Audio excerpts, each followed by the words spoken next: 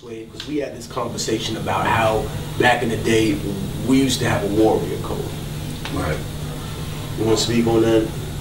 Speak on the warrior code? The warrior. I think personally, to be a man, and sometimes these brothers don't have no idea what it was. I honestly believe that a lot of the men nowadays need to step up a little bit more, because you know the reason why we had this conversation, because I had a conversation with my father, and my father is disgusted with men, probably our age, and probably the generation under us. My father is disgusted with him, and if you talk to him, you'll probably be disgusted with him, because he believes that that era, like he believed that us, we're the last of a dying breed, and everything under that is like the caution era, he called. Everything, they grew up wearing helmets and knee pads on their bikes and wasn't taught to take pain and stuff like that.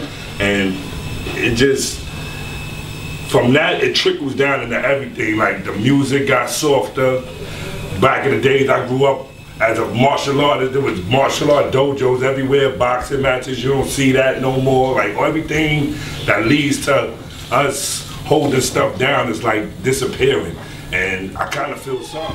We're not trying to disrespect the young people coming up now, because some of them live a crazy life. You got young kids living in the street, surviving however they can. Only just remember that during the 90s and early 2000s, if you said something, it was harder to say it behind the anonymity of some random name on the internet.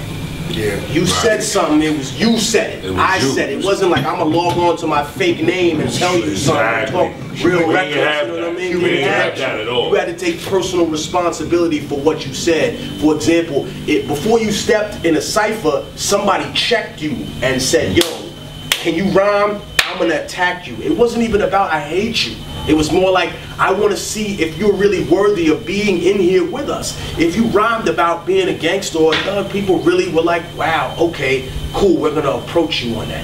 And yet there's a dichotomy in that for rap, because no one else has to experience that. And in the words of my father, nowadays there's too many ways to be a sucker nigga.